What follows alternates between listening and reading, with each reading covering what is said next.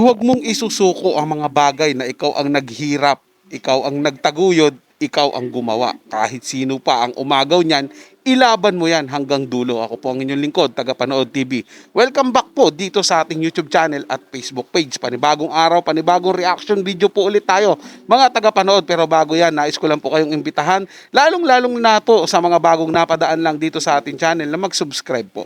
I-hit na rin notification bell para ma-update po sa mga bago pang video na ating ilalabas. Ngayong araw po, ang ating gagawa ng reaction video ay galing po sa channel ni Idol Sangkay Janjan. Nasa description po yung link ng kanyang channel. Pwede nyo po siyang bisitahin at pakisuportahan na rin. So simulan na po natin ang ating reaction video sa araw na to, mga tagapanood. Let's do this! GMA Network at mga halusos o itbulaga ng GMA. Naninilikado na nga ba? May update po tayo regarding dyan at ito po. Tingnan po natin at pag-usapan.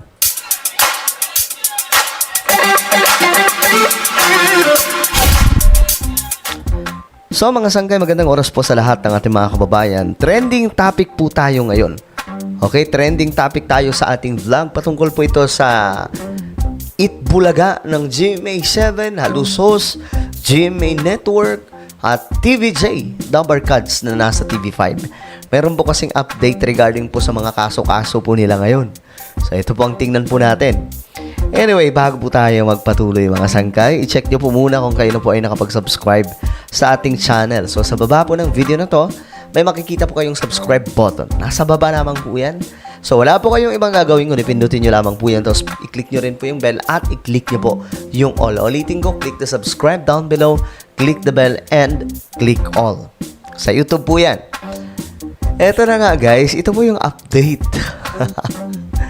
Update po ito mga sangkay tungkol po sa kalagayan ng kasuhan nitong mga to. Itong Jenny Ferrer, tumistigo na umano sa infringement case laban po sa tape at GMA. So, ang paglabas ba ng isang testigo na ito ay nagpapatunay na may kalalagyan na ang GMA Network, mga halusos, at lalong-lalo na po ang noon time show na nasa GMA7, ang Itbulaga.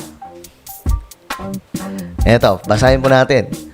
Matagal-tagal din po tayong hindi nakapag-update regarding dito kay Tito, Vic, and Joey. So, mga sir, kamusta na po? Update lamang po tayo dito.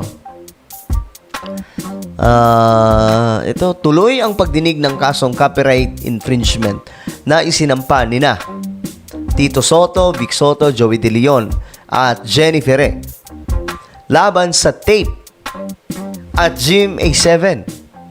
So, ulitin ko ngayon mga sangkay, yung may kinakaharap na kaso ay ang GMA Network at mga halusos or yung tape. Ngayon, basahin po natin itong balita. Ano kaya ang ano dito, no? Muling dininig ang kasong copyright infringement na isinampa nila Tito Soto, Vic Soto, Joey De Leon, at Jenny Ferrer laban sa tape Incorporated at GMA7 sa Marikina Regional Trial Court kahapon, Agosto 31, 1923. Tama ba yung pagkakatagalog ko? Ang hirap kasi, no? Ang dali lamang po yung number, ang dali lang po English, pero pag Tagalog na, medyo mahirap eh. TVJ, ito, isinalang na di umano bilang witness ang dating creative director ng tape na si Jenny Ferrer. Siya bale ang huling witness mula sa kampo na Bisaya, no? Mula sa kampo ng TVJ. Dapat naman po talaga mga tagapanood, ituloy po ng TVJ yung laban. Kasi sila naman po talaga tunay na nagmamay-ari dyan, mga tagapanood. Makapal lang po talaga ang mukha ng mga halusos na ang kinin nito at talagang sabihin na sila. Oo nga, nagbigay sila ng pera, naglabas sila ng pera. Dahil nag-produce sila sa ginawa ng Itbulaga na nandoon yung TVJ. Pero hindi po nangangahulugan nun na sila na ang lumika, na sila na po ang nagmamay-ari ng Itbulaga. Alam na po naman ng karamihan yan. Sila lang po ata hindi talaga nakakaalam. Talagang pinaninindigan po ng mga halusos na sila po yung may-ari. Kaya dapat po talaga panindigan din ng TVJ yung claim nila na sila yung tunay na nagmamay-ari dahil sila naman po talaga tunay na nagmamay-ari. Talaga ituloy po nila yung kaso laban po sa Tape Inc. na yan. At kasama na po sa kaso yung GMA7 dahil pinagtulong-tulungan po sila mga tagapanood. Hindi po totoo yung sinasabi na walang kinikilingan. Naglabas po ng statement dyan si Tito Sen na yung interview niya po kay Nelson Canlas, kulang-kulang, hindi po sinabi lahat doon. Kumbaga pinutol po. Parang yung mga sinabi po ni Tito Sen na makaka-apekto doon sa mga halusos sa Tape Inc. Hindi po isinama, hindi daw po inilabas. Kaya nga po mga tagapanood, masama po talaga ang loob nila Tito Sen na TVJ kasi parang binaliwala po sila ng GMA. Hinayaan po, pinabayaan po yung maraming taon na yung samahan po nila. Pero ganun pa man mga tagapanood, tayo po ay natutuwa dahil tuloy ang laban at ngayon po, isa po sa mga dating empleyado ng Tape Inc. ang testigo po laban sa Tape Inc. at saka sa GMA na nagpapatunay po sa claim ng TVJ. Magandang balita po yan mga tagapanood. At tayo po bilang legit Dabarkads, bilang legit supporters, at tuloy po tayo sa pagsuporta sa TVJ. Huwag po tayong bibitaw mga tagapanood, lalong-lalo na po doon sa mga legit Dabarkads natin na nanonood po dito sa ating channel. Ito pong sinasabi na huling testigo ng TVJ mga tagapanood na si Ma'am Jennifer ay matagal din po nakasama ng Tape Inc. at ng TVJ. Kaya panigurado po ako may credibility po ito at paniniwalaan po talaga ito sa korte. Dahil marami po itong nalalaman. Kaya nga po parang takot na parang takot po yung GMA at ang mga halos sa Tape Inc. Na lumabas to si Jennifer dahil marami po talaga siyang masasabing pawang katotohanan lamang doon po sa korte. Na nagbigay ng testimonya. May ilan kaming napagtanungan tungkol, ito mula po ito sa pep.ph. May ilan kaming napagtanungan tungkol sa kaso pero hindi pa raw sila makapagbibigay ng buong detalye. Pagkatapos daw ng hearing kahapon ay naka-schedule na naka-schedule na ngayong araw ang pre-marking ng mga ebidensya. Naku, kakalatagan na mga sangkay. Nakatakda na rin daw sa susunod na linggo ang formal offer of evidence mula. So, eto magkakaalaman na to guys. Matindi to. Umiinit po yung bakbakan mga sangkay. Ay nako. Hindi rin nagbigay ng impormasyon ang legal counsel ng Tape Incorporated na si Attorney Garduki. Sinabi lang niya sa amin, sa PEP po ito mga sangkay, na sa September 7 na ang first hearing para sa presentation ng witness mula sa kanilang kampo. Bawal daw sabihin kung sino-sino ang mga witness na ipipresent nila. Uy, may mga witness din pala itong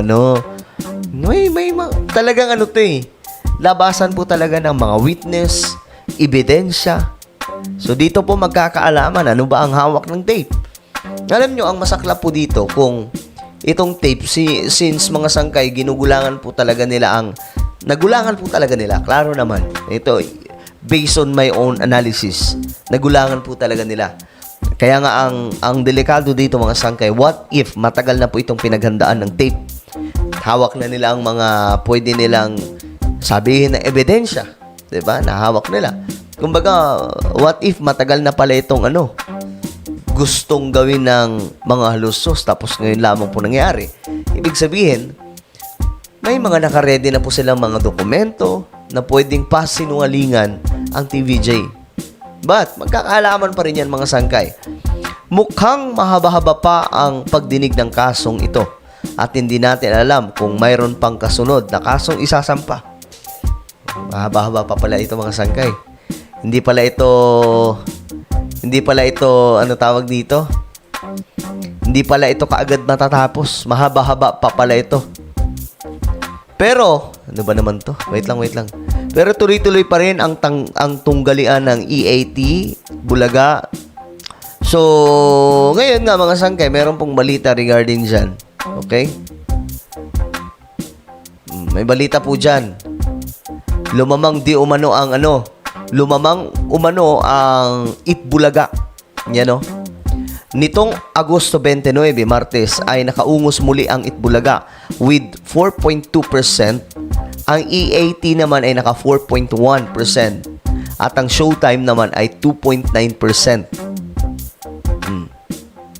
Tapos nung Miyerkules, naka 4.2 ang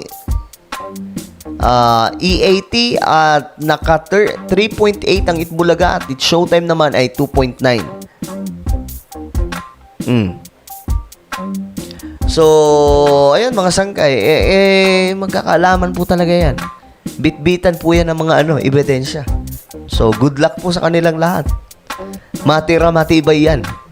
Mukhang may punto po rito mga tagapanood si Idol Sangkay dyan na malay po talaga natin na matagal na tong pinaghandaan ng tape ink at ng mga halusos para maagaw ang Itbulaga sa TBJ. At may nakaredy silang mga magpapatunay na kanila yung claim. Mga ganun po yan, siyempre, gagawa ka lang ng isang bagay na pag-angkin kung wala ka naman, hindi malakas, ibig sabihin, hindi malakas ang loob mo na agawin ng isang bagay kung wala kang hinanda para ito'y patunayan.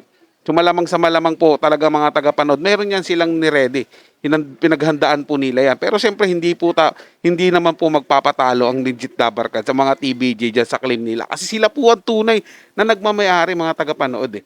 Nagkataon lang po talaga na binigla sila at nagkagulatan na nirehistro na po pala ng mga halusos yung Itbulaga. So nawalan po sila ng palag doon. Unang-una dapat kasuhan po nila yun eh.